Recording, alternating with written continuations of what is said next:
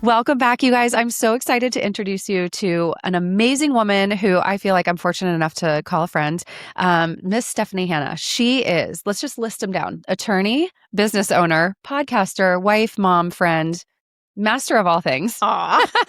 But I'm telling you, the one thing, what I really wanted Stephanie to share with us today is the way that she can teach us how to be better communicators and also how to better set boundaries. And we all know that we need that. And whenever I think of the word, like, who comes to mind in my mind when I say boundaries, it's Stephanie's face. So thanks for being Yay. here. I love that. Thanks for having me. Yeah. It's so fun to be on your podcast. Yay. All right. So for anyone who doesn't know you yet, what do you help women with? So I think over the years, so I've been doing this work for probably, almost 10 years now. My oldest child is about to be 10, so probably 8 years, right? But it was in that thick of it where I had a newborn, I had a 17-month-old, and I was like, oh, there's a lot going on. I also had 2 stepkids who were teenagers at the time. So I think helping women kind of get unstuck, get out of their own way, right? And like prioritize what's important, identify what's important, then prioritize it, and then actionable ways to do that so you can live a life that you are excited about. Yeah. And I think like you even just saying that you were in that, you felt that space. We met really based on doing a workshop about getting out of your own way, which obviously resonated with that room very well.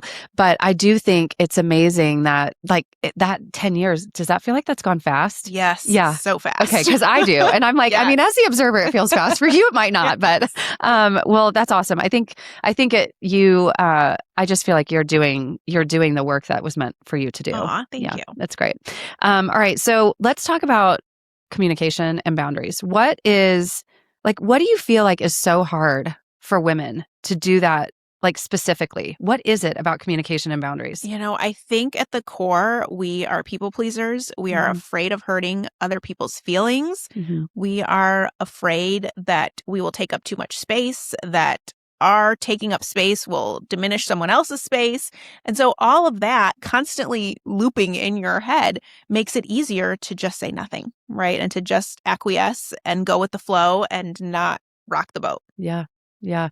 When you think about like communication myths, like what is one thing that you think women have been taught that makes everything harder? Oh, that people care about you so much more than they you do? think. Yes, that like you're saying something will impact someone else's life in such a dramatic way. Right now, of course, people care about you, but to you going to an event or not going to an event, if that's going to make or break your friendship, then maybe that's a friendship you need to reevaluate, right? I mean, I think the myth is that if I do something, someone will be mad at me.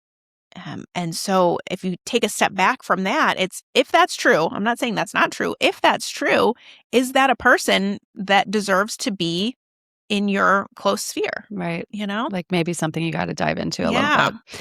All right. I want to spend a little bit of time specifically how we can be better communicators, because I feel like you're so good at this game. So when you say strong communicator, what does that actually mean in real life? Like, what do you think that means? It means being clear, knowing what you want, knowing how to get it across, and not feeling bad about it. Yeah. And knowing that your intention is not to hurt someone's feelings, and being able to be direct and compassionate. Both things can happen at the same time. I think people think when you are having a difficult conversation or delivering some news that the other person may not want to hear, that somehow you are mean or you don't care about them. And to like separate those two, I think is very, very important. Direct and compassionate. You can be them at the same time. Absolutely. Yeah, I know. This is what you're so good at. What do you see women doing that hurts their communication the most? Like over-explaining or the people-pleasing or just not talking about it at all? Yes. Or all the above? All of the above. All of the above. I think the one that hurts the most is not talking about it at all, right? Not bringing it up, keeping it in. It'll be easier if I do it myself. Every time I bring it up, this is a big issue. All of those narratives that are in our head and that make it easier for us to just add more stuff to our plate. Yeah. And then also the over-explaining. We have a good buddy who says no is a complete sentence. And I love that. I actually do agree with it. But I know that for a lot of people, that's really tricky. So I always like to say no is a big part of the sentence, right? It doesn't have to be the complete sentence. You can add in, hey, I'd love to, but I can't right now. and other ways that you can kind of soften the no. But I do think the idea is very valid. Like, you can say no to stuff. Yeah. And not give a novel explanation. Yes. Yeah. And not feeling like everything you have to internalize every single thing all the time. Yeah. You're allowed to have a busy calendar and to draw a line in the sand and say, oh, I try to only do 2 of these things a week and I'm already at my limit. Thanks for thinking of me. Yeah. How do you let go of the guilt? I mean, is that something that comes with practice, in your opinion? Like, when you're starting to like really live in the space of like, ooh, I'm going to put some boundaries in place, which we haven't even gotten into all the boundaries yet. But the guilt, I feel like, is what at least I feel like my peers and probably me, I mean, I'm getting better at it because definitely recovering people pleaser, but like, I can't do what I want to do with my life if I don't say no. Yes. But I went through a season where I did feel bad, or you feel guilty. And I know, just the feeling of like someone else, like my half-assed yes is like someone else's whole yes. Like, why am I taking that from them? Yep. So that's helped me and my guilt, like, to sit with that. But what advice do you have when somebody's just like feeling like, how do I not say this because I'm going to feel so bad? Yeah. I mean, I think it's really important to be crystal clear on your values. That's your roadmap. Once you have your values, it's so much easier to say yes and no, and to use that as a neutral rubric for how you are evaluating the things that you're going to say yes to. And so if I have my 3 values and an opportunity comes my way, the first test is it in alignment? If yes, then okay, we can move on to the next level of the analysis, which is, do I have time on the calendar for this? Yeah. Right. And then we can keep getting deeper. But if we're trying to fit it in the calendar and it's not even in line with our value, like, it's not going to jive. And then you're going to get irritated because your calendar's too full. It's not filled with things that bring you joy and that are in alignment with your values. And then it's just this icky cycle that kind of keeps going. We were talking at the event I had a couple weeks ago. The resentment that can come out of that is really bad. Yes. I mean, and one of our panelists, she was saying, resentment like takes up the room. I mean, you might think no one can feel it or no one can see it, but you can. Yeah. And the person that's hurting the most is you. Yes, exactly. Like, someone else is actually not as irritated as you are about whatever you're irritated about. That's right. Oh my gosh, that's right. All right. So let's break down like 2 or 3 things, like real little things that people can start doing to communicate more clearly. Yes. Write a very short bullet point list of what you want to get across. I think people get so nervous. They get so flustered. They think it has to come from their head from the beginning without any notes, without a roadmap. And just write down 2 or 3 things that you want to get across in the conversation. And look, ChatGPT is here for a reason, right? You don't have to lift so heavy. You can share, I'm trying to articulate A, B, and C. Can you help me? So, I mean, we're kind of running out of excuses of why it's so difficult to have these difficult conversations. So I think that's one, have an outline of what you're trying to say. 2 is set up just a culture of communication in general so that can we talk is not like this big dramatic event. Because I think a lot of times we go so long with keeping everything in, and then we decide we're going to say something and we say, hey, can we talk? Oh, it's not important. It's not a big deal. Whenever you have time. And the other person's like, what are you even talking about? Like, what are we trying to say? So I think having that culture of communication and open dialogue is also helpful. And then when you're having the conversation, when you're about to brief it or about to introduce it, just say, hey, do you have a few minutes? I kind of want to talk to you about our holiday plans this year. Whatever it is, just have an introduction and let the person know what's coming, and take out the stigma, like take out the idea that this is a big deal. It's just, hey, do you have a few minutes? I want to talk to you about ABC. I love that. See, she makes it sound so easy. And it's tricky. I mean, you have to, the more you do it, the easier it becomes. And you have to know that the feeling of like, yes, like, oh, that does turn into this feeling of, okay, like I did it. Everybody's alive to talk about it and we can move on. Yeah. It's not like, it's not the thing that's going to be like imprinted on our gravestones. Yes. Yeah. What should we do? So an outline, but outline I think is very helpful just to know like what are the points I'm trying to get across. What about like For someone who maybe is like, I just feel like I panic or I ramble, like, do you have any tricks? Like, do you take a deep breath or do you just like, what do you have any tricks for that? Yes, practice. Say it out loud in front of your phone, record yourself and watch it back. Love that. Nail the opening of how you want to start the conversation. Take your notes with you into the conversation. Okay, I want to get into like boundaries, like Okay. real life examples, because I just feel like, I don't know, I feel like we all need help on this and you're so good at it. So if someone has weak boundaries right now, where should they start? So I think the boundaries 101 conversation that I love to give everyone is you are the only person responsible for making or breaking your boundary. No one can cross the line or break your boundary or not respect your boundary. That's not a thing. So if you can adjust that mentality, right? The boundaries are mine. I own them.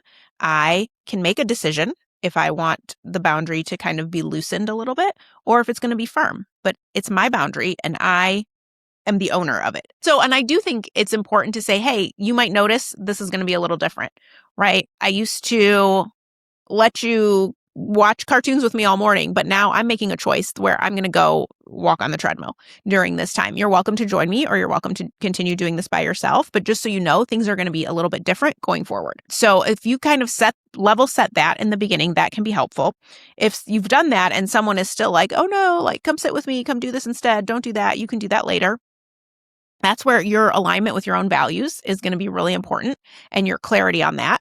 And to where you can say, hey, I know this is different. I know I haven't been doing this before. I know whatever you want to do sounds so exciting, but this is what's really important to me now. And so I'm just making sure that I make time for it. Let's see if we could do A, B, and C at a different time. So we got to communicate it. We can't they can't just live in our heads. I know. That's why they go hand in hand, the communication and the boundaries. 100%. All right. So if someone is listening and they're like, how do I even figure out what boundaries I need in my life if I've never put these in place? Are there some things that they could look for, like in their schedule or in their life, or maybe where there's discomfort? Yes, I was going to say that's identify the pain points. And usually that's because there's not a solid boundary in that area. A lot of people, when they respond to text messages, right, or cell phones, like that's a big one, when they're on or off of social media, anything that is like a pain point to you, like, oh, I don't have enough time to do A, B, and C, or every time I try to do this thing, there's just friction. That's a really good way to identify it. A lot of times people, I think deep down, they know what the boundary is. They just don't want to be doing it, which that's a separate conversation. Avoid it. Yes. But I mean, it's pretty clear to identify areas where there could be some boundary enhancement. Okay, cool. Let's talk about protecting your time. What are some of the biggest ways you feel like we lose time without realizing it? Probably not being clear on how we want to spend our time, not doing a time audit to see where we actually are spending our time, and then not putting in place practical ways to eliminate the time sucks. Right? I mean, those I think are the big ones. A lot of people that I talk to, right, they want to be on their phones less, or they want to be more present in certain situations, or they want to not be on social media, or they want to spend more time reading, or whatever it is. And so I think kind of knowing what you want your time to look like, what you want your day to look like, knowing where the time sucks are, and then knowing what your values are and like kind of just weaving all three of those together can give you a pretty good roadmap. I love that. I love that. All right, let's make this super real. I'm going to ask you like kind of quick fire. We're just going to shoot questions. Like, let's start with work. Questions that could come up at work. What if someone messages you after hours? What's a boundary that's firm but still professional? Yes. So I think it really depends on your work situation. Like I always coach people who tend to be earlier or mid-level in their careers. And so I'm always like hesitant to say like, you should ignore your boss. But I do think that not responding is until it's an hour that's appropriate for you to respond is a really great practical way of setting the boundary. So if someone's emailing you at 10 o'clock at night and it's a routine, first of all, you may not even be checking the email, right? That's a great boundary to have in place too. That would be amazing if you're not noticing it comes in at 10. Yes. That's a great boundary. And I mean, look, I always tell most of the people I work with, like, we're not brain surgeons, right? We are not ER doctors. We are not people who are in a space where it's a true emergency. If you are, disregard. But for most of us, it's not a true emergency. Like whether I respond at 10 o'clock at night or 10 o'clock the next morning, other than making someone feel a certain way or not a certain way, like the reality is it's not doing much. And I work in the courthouse where there's like real big stakes things happening, right? People are getting sued. People's liberty is on the line. Like there's a lot of big, important things going on. And we have normal business hours, right? Like these big, important things are not happening at 10 o'clock at night. Yeah. And so I think keeping that in mind is really helpful. So if I get that email, I'll not respond to it and then just make sure that I respond the next morning. I could do the response, but set the timer on the email, like the delayed send, so that it sends the next morning if I'm still like in these baby phases, like if I've read it and now I can't turn my brain off and I feel like I have to respond to it. But here's the thing, I can't respond to it 5 seconds later and then get irritated that someone's sending me an email. Like that's not their fault. Right, because you're saying you're available. Yeah. And so you're the enforcer of the boundary. Yeah. So that's how I would handle that one. I think that's it's a good one because I feel like I think sometimes maybe some of our self-worth can come from, ooh, I'm going to be so quick to respond. Ooh, I'm so on it. I'm so on top of it. There's such a bad creep that comes with that, that there is zero boundary. Yeah. And I know, I've had this happen. My husband has had this happen where, maybe we're on vacation and you're just checking in, but the second you actually respond, it's like, oh my gosh, they're available. And then your inbox gets flooded. Yeah. So it is something that I think, yes, the reminder of, is this a true emergency? And if it's not, it probably can wait till morning. All right. What about, how do you set expectations? Again, in work mode, how do you set expectations around the response time without sounding difficult? Do you ever let's say you have direct reports. Yeah. Are you telling them like, hey, I'm not going to respond to you until the next morning? Yes. Yeah. So I'm usually very clear. If like it's a colleague or someone I'm working on a project with or someone that reports to me, or even someone that I'm reporting to. And the way you say it is, hey, I'm going to be unavailable from this time to this time. And then I'm back on. Right. And you just say it. You don't make a big deal about it. You can just articulate what's happening. Yeah. And if it's someone that you are like on the same level with, or someone that's, that's reporting to you, to say, hey, and I hope you do the same. I hope you find that window of time. If you have a boundary like that, you need to communicate to me. Please do so that I'm aware of it. Yeah. In real estate, for me, I feel like the time that became, it like hit me like a 2x4 across the face, like 5 p.m. to 8 p.m. I felt like when my kids were little, I'm like, okay, they need me. Like it's food, doing all the things, pick up, like, you're kind of in that crazy mode, witching hour. And then clients would be getting home from work. So they're calling, they're trying to check in. And I was trying to be everyone to everything. And I was a mess. Yeah. And then I felt like my work stress, I would put that on the kids and I was like, I have to stop doing this. Yeah. So that boundary of, I would just let clients know, hey, if it's between 5 or 8, I'm probably not going to respond right away, but I'll get back to you. Like once they're in bed, I'll follow up. Cause then, just doing one last swoop always makes people feel good. So I learned that the hard way because I'm like, I am taking my angst out on my children and all they are asking for is like pasta. Dinner. Yes. I'm like, oh, let's have a check. So if you're feeling that, just know a simple thing like that. Yeah. I think people, you really do find out your worth in those moments because my clients were like, oh yeah, absolutely. Yeah. Anybody that pushed on it, I was like, this is probably not my person, you know? But most of the time I felt like they were like not really expecting me to respond right away. Right. They were just thinking about it. Yeah. And then I felt like, ooh, I have to jump. And they were like, you didn't need to. So I think we put a lot of it on ourselves too. Yes. And you also brought up a good point too about this notion of, I received your message and I'll look into this tomorrow. Yeah. Right? Even that. So you don't have to do the full deep dive of the email, of the response. Yeah. Like I see you, I hear you, and I'll get to you. And I'll let you know. Yep. And then just make sure you have a system for circling back. Yeah. Yeah. Do the follow-up. Yes. Otherwise, this is all for naught. I know. Okay. Let's go into like the family examples. Okay. Because I just feel like the family boundaries can hit so different than work. And obviously it's personal. What do you feel like is a good starting point for someone who's never done this with their family before? Ooh. So I think that's where a good kind of level set, first identify what the boundary is and then say, hey, I'm going to start doing things a little bit different. Hey, these are certain things that are really important to me and I haven't been doing a very good job of prioritizing them. And so now I'd really like to start prioritizing them. Here's how this may impact you, right? Here's how I'll be showing up differently. And it can be as simple as, if your kids are younger, like, hey, like mommy gets to do stuff for herself too. Like, how I take you to the park and take you to wherever and do all these things for you? Like, I get to do that for myself now. Yeah, absolutely. Because if you don't do it for yourself, guess what? No one does it. Right? No one does it. Yeah. Okay. What if you're stuck in a situation with a family member where you kind of need to find a respectful line for, Yeah. we don't really need to discuss this anymore? Yes. I don't know. That's a good Maybe one. that's how we say it. And that's a great one. Yeah. Hey, it looks like we have consistently different opinions on this, and that's okay. But it's probably just not something that is best for us to keep bringing up. I mean, just like right? that. Like I respect you and that you have a different viewpoint than me. And that's okay. We can do things differently. Like we can raise our kids differently or do whatever it is differently. I'm probably not going to change your mind. You're not going to change my mind. So it's probably not something we need to keep talking about. That's it. Like you just address it. Don't avoid it. Avoiding it's going to make it so much awful. I mean, so much heavier. Okay, cool. Let's talk a little bit about like friends and where maybe some boundaries have to be set there. Yes. I do think this is a sneaky one because friendships, I think sometimes, where you are in a friendship, I think sometimes they can drain some time and energy, and not that anyone's meaning to do that, right? Yes. But you can get yourself into those situations and you're like, how did I get here? Yes. Like, right? So how do you set boundaries when a friend is using you as a therapist, like I am right now? Yes. No.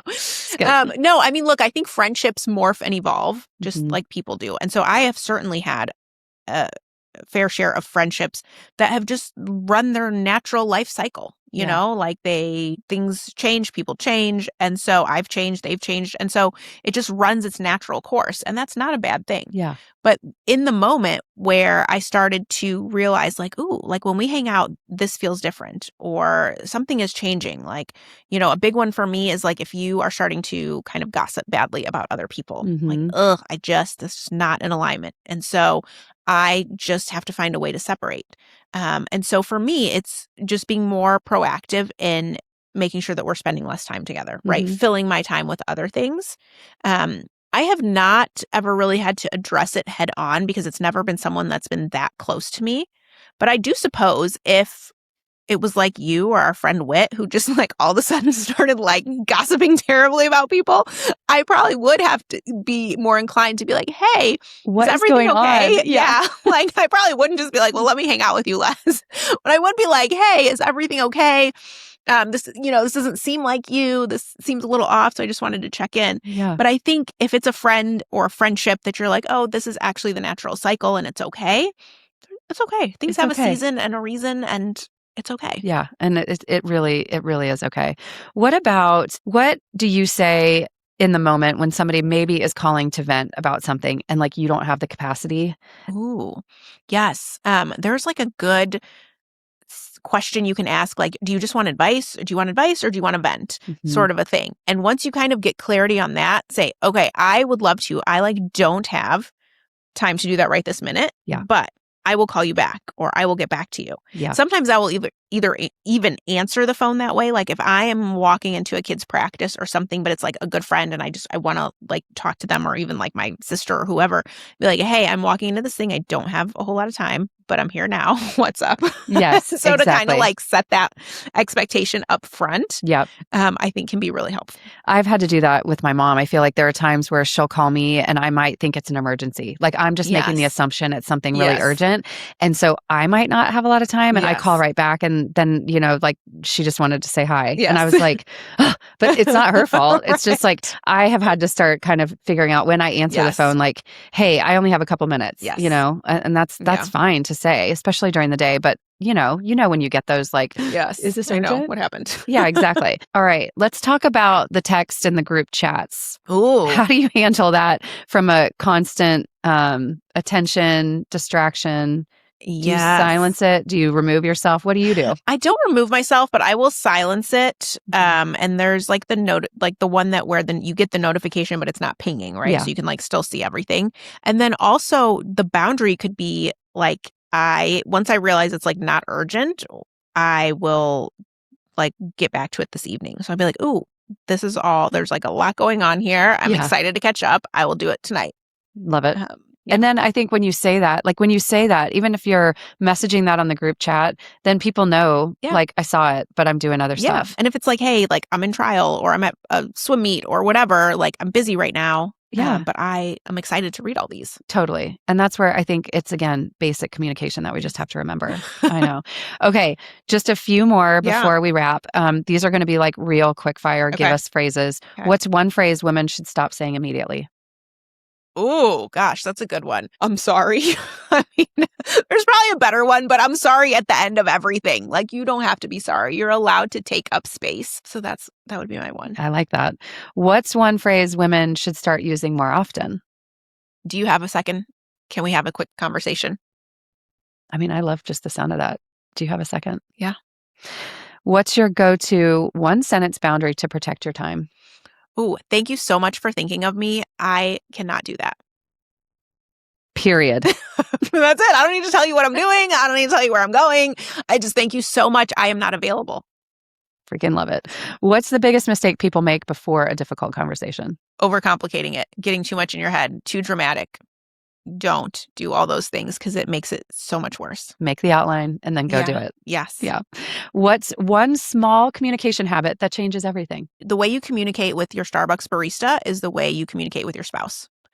Show up to every conversation. Now, you don't need to be dishing your life to your barista, but you need to say hi to them. You need to make eye contact with them. When I coach people who are working in office buildings, I make them put their phones away and talk to people on the elevator just to say hello and get comfortable using your voice in spaces that you typically don't use it. I love that. Love the barista example. All right. When someone pushes back on a boundary, what's your best one-liner response? Oh, I understand that this might feel uncomfortable to you, but this is what's important to me and what I'm going to be doing. Again, period. Yeah. Oh my gosh. I feel like I could do we could do a series. So we might have to have you back. I love this. But I thank you so much for coming on and making this feel really doable, because I do think this is actionable, and hopefully these like real scripts and strategies and real life situations, hopefully you guys can take some of this. I know I can, but tell us before we sign off, like, where can everyone find you and what's the best first step if somebody would want to work with you? Yeah. So you could find me at theother85.net, which is the business I started a handful of years ago. My email is stephanie@theother85.net. And then I'm on Instagram, _Stephanie_Hanna. One more underscore at the end. Lots of underscores. Yes. Oh my gosh. Thank you so much for being here. I always feel like I gain a little bit more, I want to say I gain some confidence, but just the repetition of hearing it, it's the action. You just got to start doing it and it becomes easier. Oh, thanks for having me. Thanks for being here. Thank you so much for tuning in. New episodes drop every Tuesday. Please subscribe and share this with a friend so you don't miss the next conversation. I'm really excited to be on this journey with you. Until next time, remember, the key is in the details and the journey is just as important as the destination.